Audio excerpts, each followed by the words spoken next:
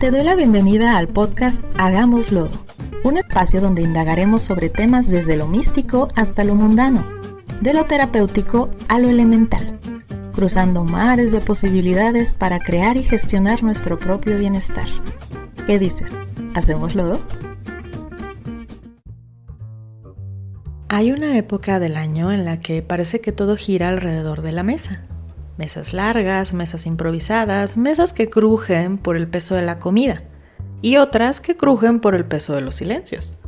Esta temporada, llámese Navidad, solsticio, Yule o simplemente fin de año, suele venderse como una cena.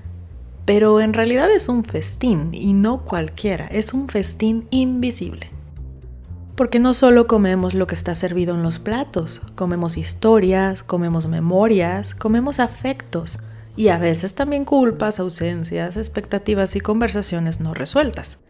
Y eso, aunque no lo diga el menú, también nutre o indigesta. El solsticio de invierno, que es la raíz simbólica de muchas de estas festividades, marca el mayor punto de oscuridad del año. No es un dato romántico, es un hecho astronómico. Menos luz, más noche, más frío. Y desde ahí, desde ese fondo, empieza lentamente el regreso de la luz. Por eso estas fiestas no nacen como celebración del exceso, sino como un ritual de resistencia. Celebrar que sobrevivimos, celebrar que hay fuego, que hay comida, que hay comunidad. Celebrar que, incluso en la escasez, algo sigue vivo. Cuando uno entiende esto, el árbol deja de ser solo un bonito adorno.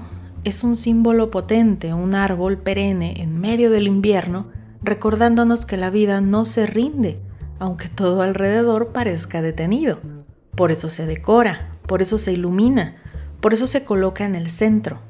No es decoración, es altar. Lo mismo pasa con las coronas navideñas. Esa forma circular no es casualidad.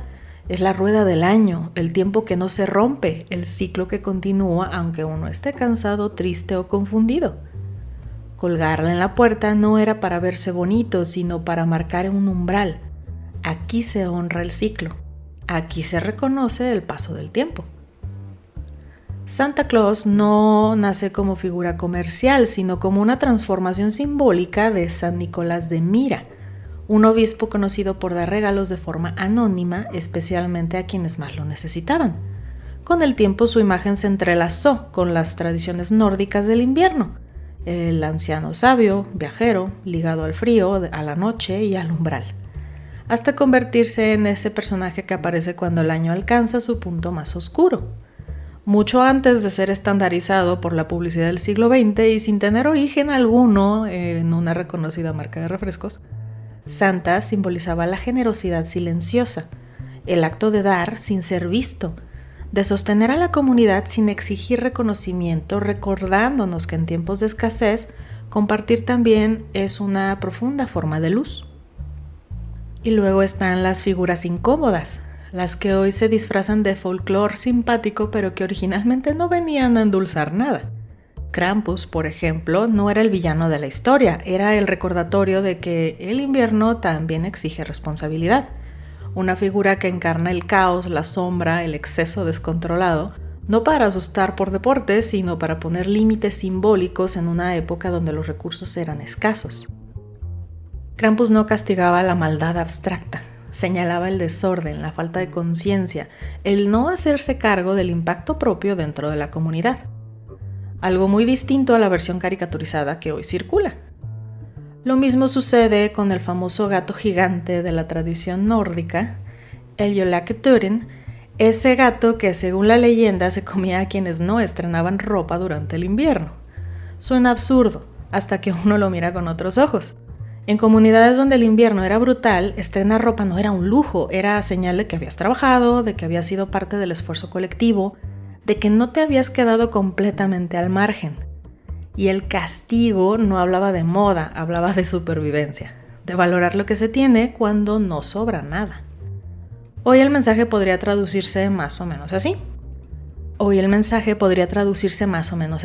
No se trata de estrenar cosas, sino de reconocer lo que sí hay, incluso cuando el año fue duro.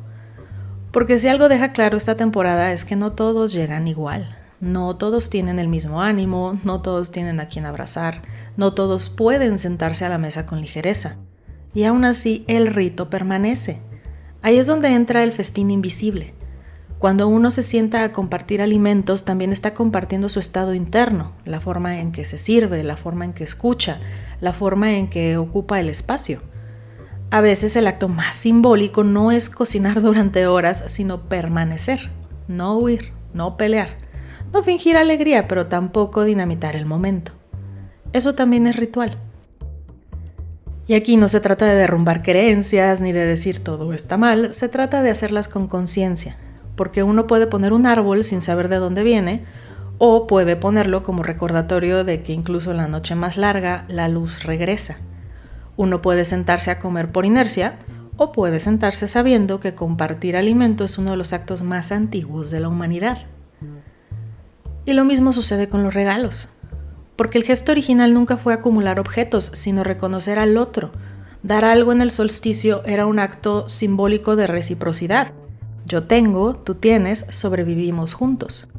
Los primeros regalos no eran lujos, eran alimentos, herramientas, abrigos, semillas, cosas que decían te veo, te sostengo, no estás solo en la oscuridad. Por eso envolver un regalo era cubrirlo, protegerlo, reservarlo para el momento adecuado. No era sorpresa por espectáculo, sino intención contenida. Hoy uno puede regalar por compromiso o puede regalar con presencia. Puede entregar cosas o puede ofrecer tiempo, escucha, cuidado, memoria. Porque el verdadero regalo no está en el objeto, sino en el vínculo que se reafirma. En decir sin palabras que el otro importa dentro del ciclo. Cuando uno mira así esas tradiciones, nada se derrumba, todo se vuelve más profundo. El árbol deja de ser decoración, la mesa deja de ser rutina, el regalo deja de ser deuda. Y el festín, ese que no siempre se ve, se vuelve un acto consciente de continuidad, gratitud y humanidad compartida. Uno puede repetir tradiciones vacías o puede resignificarlas desde su propio contexto, su propia historia, su propio cansancio. No todo tiene que ser perfecto, no todo tiene que ser espiritual en voz alta. A veces lo simbólico ocurre en silencio, mientras se pasa el pan, mientras se sirve la sopa, mientras alguien cuenta una historia que ya hemos escuchado 1000 veces, pero sigue siendo necesaria. Porque el festín invisible no está en la cantidad, sino en la presencia, en el gesto, en el ritmo más lento, en la pausa. Y quizá, solo quizá, esta época no viene a exigirnos más, sino a recordarnos algo muy básico, que sobrevivir también merece ser celebrado, que agradecer no siempre es euforia, a veces es alivio, y que honrar el ciclo no significa estar bien todo el tiempo, sino seguir caminando con un poco más de sentido. Que esta temporada sea un rito consciente, no una exigencia más. Que cada símbolo recuerde su origen y no solo su forma. Que el árbol sostenga la memoria de la vida que persiste. Que la mesa sea refugio antes que escenario. Y que el acto de compartir vuelva a ser sagrado, aunque sea sencillo, aunque sea imperfecto. Que lo que se regale tenga intención, que lo que se diga tenga cuidado y que lo que se calle también encuentre su lugar. Que la oscuridad no se viva como amenaza, sino como pausa necesaria. Y que la luz, externa o interna, visible o apenas insinuada, encuentre la forma de regresar a su tiempo, sin prisa, sin promesas vacías. Que así sea. Este podcast es creado por Hermética MX. Únete a la conversación en Instagram, Facebook y WhatsApp como Hermética MX o ingresa a la página www.soyhermetica.com. Recuerda, sin lodo no hay loto. Hasta la próxima.